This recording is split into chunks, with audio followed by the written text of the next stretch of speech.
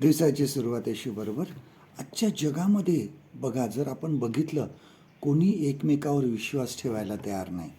बघा की खरी गोष्ट का आहे, आपण सांगतो नक्की खरी आहे का, काय पुरावा आहे, अशा प्रकारे आपण पटकन विश्वास ठेवत नाही. बघा, कितीही गोष्ट खरी असले, कितीही सत्य असेल, तरी कोर्टात सुद्धा पुरावा मागतात. पुरावा नसेल तर ती गोष्ट कितीही खरी असेल तरी तिच्याकडे लक्ष दिलं जात नाही. आपण सुद्धा बऱ्याच वेळेस देवाकडे चिन्ह मागतो, देवाकडे पुरावा मागतो. प्रार्थना करीत असताना बऱ्याच वेळेस आपण देवासमोर अटीसुद्धा ठेवतो की जर तू मला हे दिलं तर मी तुला हे देईन, किंवा तू मला देणारच आहे हे कसं मी समजावं. अशा प्रकारे सुद्धा देवासमोर आम्ही अटी ठेवायला जातो आणि बऱ्याच वेळेस आपण त्या ठेवतो. आणि प्रभू येशू ख्रिस्ताकडे सुद्धा जे धार्मिक पुढारी आहे त्यांनी सुद्धा चिन्ह मागितलं, त्यांनी सुद्धा पुरावे मागितले. त्यांनी येशूकडच्या वचनाकडे लक्ष दिलं नाही, त्याच्याकडे मार्गदर्शन मागितलं नाही, तर त्याच्या वचनावर ते अविश्वास ठेवत होते. बघा, ते त्याच्याकडे चिन्ह मागत होते. मत्तेय सुवर्तमानाच्या 16व्या अध्यायामध्ये बघा, आपण वाचतो मॅथ्यू चॅप्टर 16. ह्यामध्ये प्रभू येशू ख्रिस्तांनी त्यांनी सांगितलं की देवाने त्याच्या संदेष्टाच्याद्वारे जी वचनं दिली ती तुम्ही मानत नाही आहे, त्याद्वारे तुम्ही अविश्वास त्याच्यावर दाखवत आहात. जर आम्हाला ज्ञान हवं आहे, आम्हाला देवाच्या वचनामध्ये काय आहे, नक्की सत्य काय आहे हे समजायचं असेल, पण वचनं वाचणं गरजेचं आहे. पण तरीसुद्धा जर आम्हाला समजत नसेल तर आम्ही देवाकडे ज्ञान मागायला पाहिजे.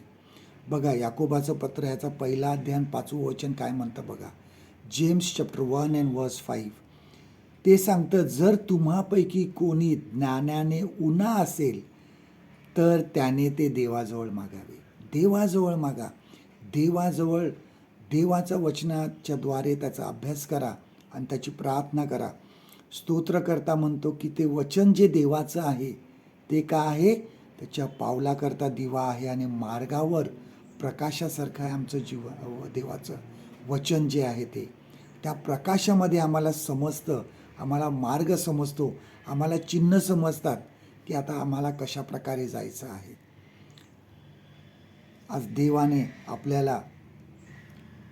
आपल्याला जे वचन सांगणारे आहेत, अनेक सेवक दिलेले आहेत, शिक्षक दिलेले आहेत. आम्हाला त्यांचं मार्गदर्शन घ्या, त्यांच्याकडून शिका. आणि आमचं तरी स्वतःसुद्धा आम्ही जेव्हा वाचतो तेव्हा त्या वचनाच्या प्रकाशामध्ये आम्हाला स्पष्ट दिसतं. देवाकडे दिशा मागा. प्रत्येक प्रार्थनेचे उत्तर आम्हाला जे अपेक्षित आहे तेच मिळेल असं नाही, कारण देवाला कधी द्यायचं आहे, काय द्यायचं आहे हे त्याला बरोबर समजत असतं. देवाचं वचन जे आहे दिशा देते, ज्ञान देते. फक्त पुरावे मागू नका, एकच करा, देवाजवळ जा. आजचं देवाचं वचन आपल्यासाठी हे आहे. मत्तेय सुवर्तमानाचं 16वं अध्याय 1 वचन, gospel of Matthew chapter 16 and verse 1. तेव्हा परुषी व सदुकी यांनी येऊन येशूची परीक्षा पाहण्याकरता आम्हाला आकाशातून काही चिन्हे दाखवा अशी त्याच्याकडे मागणी केली. परमेश्वर करो आजचा दिवस तुमचा आशीर्वादित करो.